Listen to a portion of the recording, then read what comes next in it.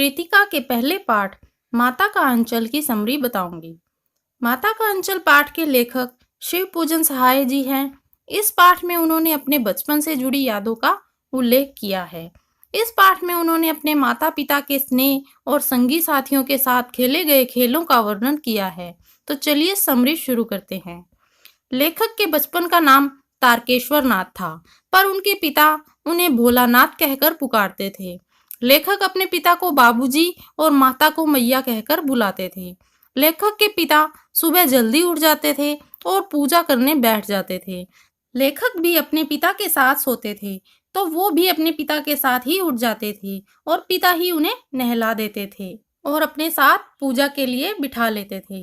लेखक के पिता पूजा करते वक्त लेखक के माथे में शिव शंकर जैसा बड़ा तिलक कर देते थे, तो लेखक खुश हो जाते थे।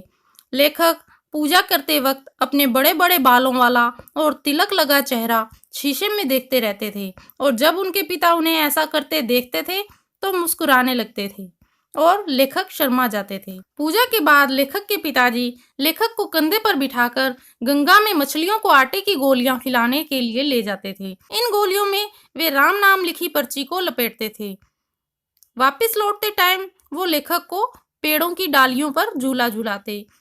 लेखक के पिताजी कभी लेखक के साथ कुश्ती खेलते तो लेखक से हार जाने का नाटक करते थे। कभी लेखक के हाथों का चुम्मा लेते थे तो कभी अपनी दाढ़ी मूछ लेखक को चुभवाते थे, जिस पर लेखक उनकी दाढ़ी खींचने लग जाते थे तो वो रोने का नाटक करते थे, जिससे लेखक खुश होकर हंसने लगते थे।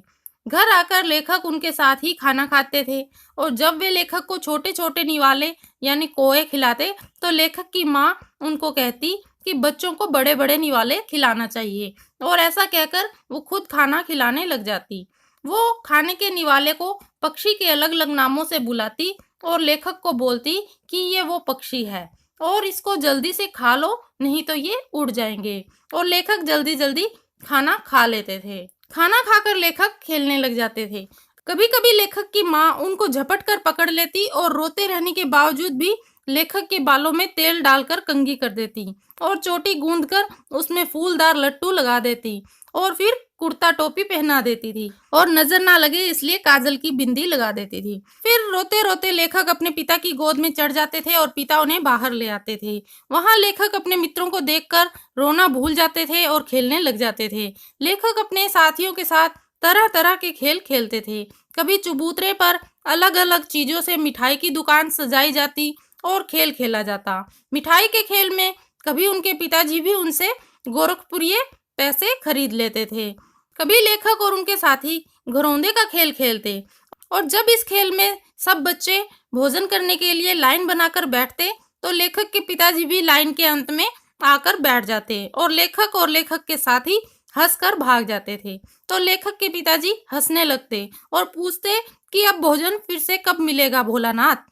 कभी शादी बारात का खेल खेला जाता और चूहेदानी को पालकी बनाया जाता, और जब दुल्हन की विदाई होती और बारात वापस आती तो लेखक के पिताजी दुल्हन का चेहरा देखने के लिए कपड़ा हटा देते, तो सब लोग हंसने लग जाते और भाग जाते।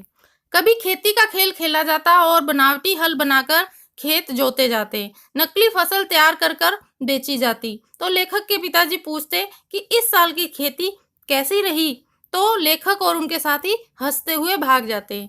लेखक अपने साथियों के साथ इतने मजे से खेलता था कि रास्ते पर चलने वाले लोग भी कुछ देर रुककर उनका खेल देखा करते। लेखक और उसके साथी कभी कोई बारात की वापसी देखते तो दुल्हन की पालकी देखकर जोर जोर से बोलकर दूल्हे को चिढ़ाते। तो एक बार किसी दूल्हे ने उन्हें ढेलों से मार मार कर खूब खदेड़ा था। जब आम की फसल आती थी तो आंधी भी आती थी, तो लेखक और उनके मित्र आंधी खत्म होने के बाद आम के बाग में गिरे हुए आमों को खाने के लिए जाते थे। तो एक बार आंधी के बाद मूसलाधार बारिश होने लगी, और जब बारिश रुकी तो सब घर की तरफ लौटने लगे।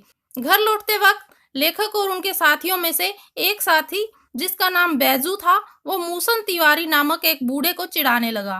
तो तिवारी जी ने उनकी शिकायत उनकी पाठशाला में जाकर उनके मास्टर से कर दी, और मास्टर जी ने लेखक को घर से बुलवा लिया और लेखक की खूब खबर ली।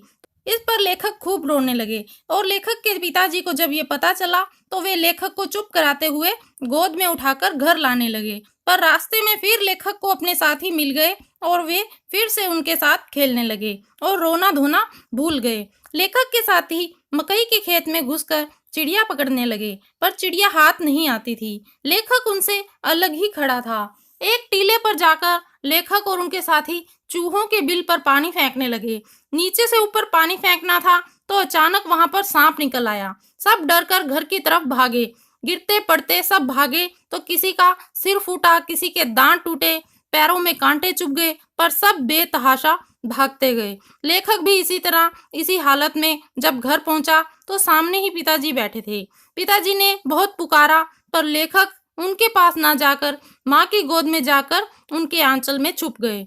पिता के साथ इतना समय बिताने के बावजूद लेखक को माँ का आंचल ही सुरक्षित महसूस हुआ। डरे हुए और कांपते हुए लेखक को देखकर लेखक की माँ भी रोने लग गई। माँ बार बार लेखक के धूल को अपने आंचल से साफ कर रही थी और उनको चूम रही थी। लेखक के घावों पर हल्दी का लेप लगाया गया। लेखक की माँ बार बार लेखक को गले लगा रही थी। लेखक कांपते ही जा रहा था। इसी समय लेखक के बाबूजी आए और लेखक को अपनी गोद में लेने लगे, पर लेखक अपने माता के आंचल में ही छुपा रहा। लेखक को तब माँ की ममता पिता के प्रेम से बढ़कर लगी।